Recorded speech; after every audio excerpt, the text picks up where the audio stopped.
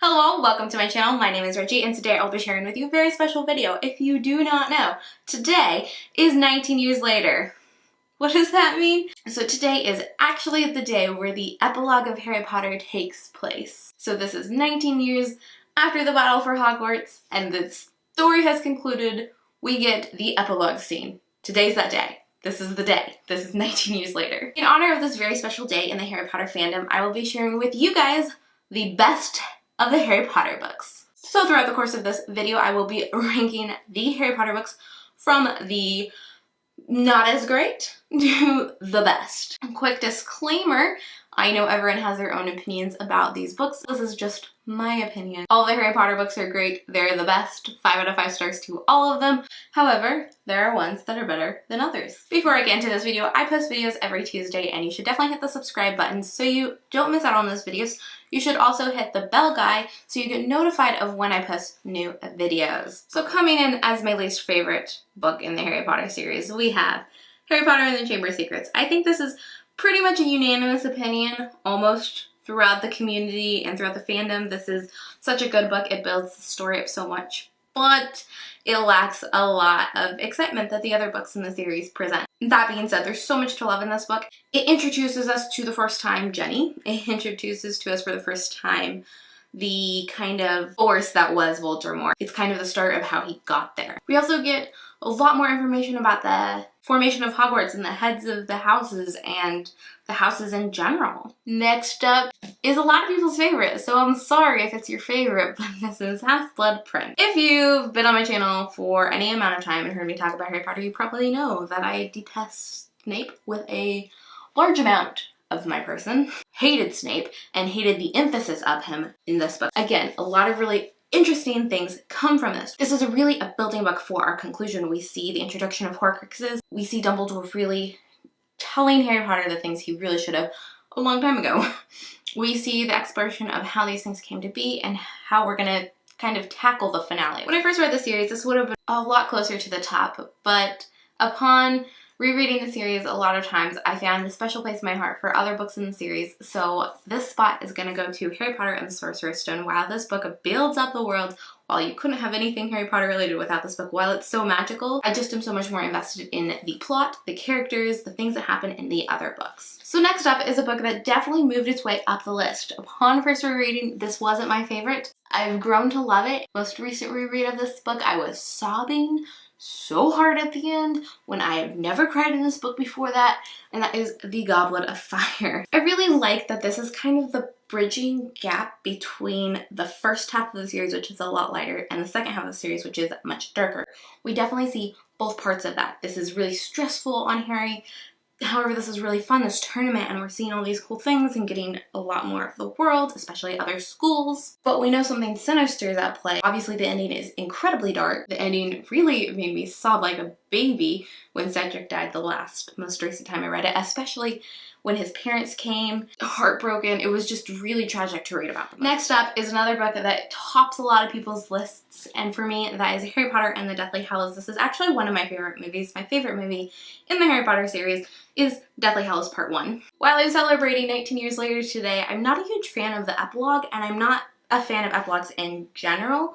Endings that tie up in a pretty bow just aren't my cup of tea. However, so much of this book is like just so good. I am torn apart many a times by myriad of deaths in this book. I think it's a worthy conclusion. The first time I read it, I was really upset with the conclusion, and upon the first few rereads, I would stop reading this book at the point where Harry died, because that's where I just wanted the book to end. I thought, you know, that's the Horcrux. Voldemort would be dead.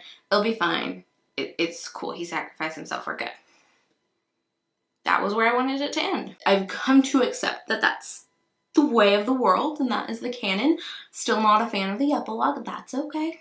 However, I really love the mythology of this book. I really love the Deathly Hallows. It's like one of my favorite things within the entire Harry Potter world is the way that story plays out. So coming in as one of my favorite Harry Potter books of all time is Harry Potter and the Prisoner of Azkaban. This is the first book in which we see Hermione take a really forceful, role in the story, and I really, really love that. Also really enjoy time traveling stories and time traveling stories that have a mythology or a ramification to it. Also one of my favorite characters of all time, like not just in the Harry Potter series, but like of all time, besides Hermione, is Sirius Black.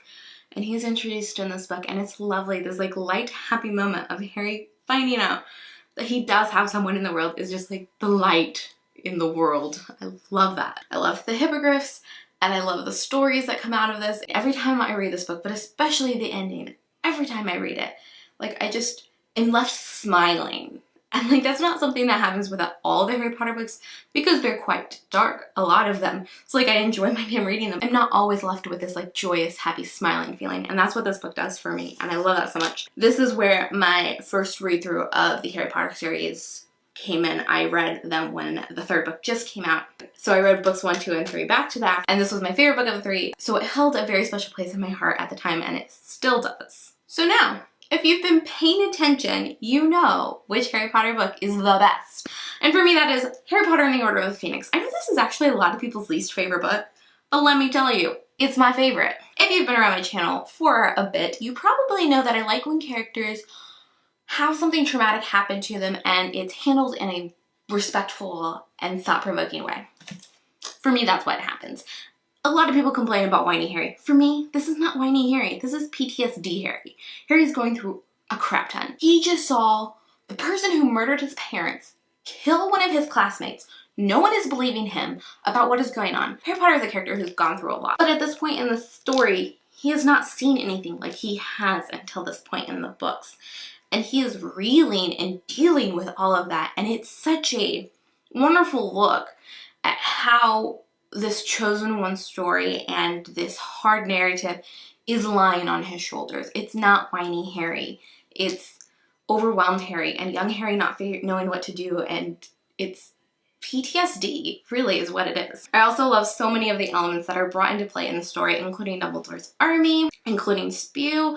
I really love the activist role that Hermione plays in this book, and I really like that it's challenged, that not every character is for it, and some characters think it's silly, and that she really has to not just advocate for the elves, but advocate for advocating, and it's just such a wonderful story that really, I think, impacted me and impacted my generation, the way Hermione handled that, and I really appreciate that so much. This is, I believe, like a 28-hour audiobook or 24, something like that. It's 20 plus hours of audiobooking. Every time I listen to the audiobook of this, it flies by. I think, oh, this is gonna take me like a month to get through, and I read it in like 4 days. This is like 800 pages. When this book first came out, this was the first book I ever pre-ordered, came to my doorstep on the day it was released, which was in the summer, I believe. Read this like in 1 week, which for like, I don't know how old I was, teenage Reggie, was pretty good. I really like to look at the things that are going within the Ministry of Magic in this book. I really think this is the strongest book in the series. I think it packs a punch, and so many things happen in this book. The ending of this is heartbreaking. I've never cried so much in a book than I did when Sirius Black died. As you know, he's my favorite character. I was not prepared. I was not okay. Every time I read it, I'm so fascinated by everything that goes down in this book. Let's talk about Umbridge. Umbridge is ridiculous and one of the like most interesting villains ever. I really appreciate that. This book is so dark. The things she does are so intense. I think it's so well crafted, so well done, and I really love it. If you couldn't tell by my gushing. So clearly, the best Harry Potter book is Order of the Phoenix. Of course, this is to my opinion, but I definitely think it's the best, most well-crafted, most interesting book in the series. Even my least favorite on this list is a 5 out of 5 stars. They're all fantastic. But I wanted to kind of talk about them a little more in detail than I normally do, as this is such a special day for the Harry Potter community and fandom. You will notice that The Cursed Child is missing from this list. That is because I have not yet read The Cursed Child. I did buy it when it came out, and I have not yet read it. So now that we're finally at 19 years later, I will be reading it. I will be reading it starting today on September 1st, and hopefully be finishing it this weekend. So what I'd like you to do is tell me where you think in this list it will fall, if you think it'll be my favorite, least favorite, in between these two books, sandwiched between this and that one. Let me know where you think it's going to fall on this list. So when I finish reading Cursed Child, I am going to make a follow-up to this video talking about where I personally did rank it. And so I'd really like to know where you guys think it'll land on the list. If you enjoyed this video, you should give it a thumbs up, and I will see you in my next one. Bye! Baby, I beg you, yeah.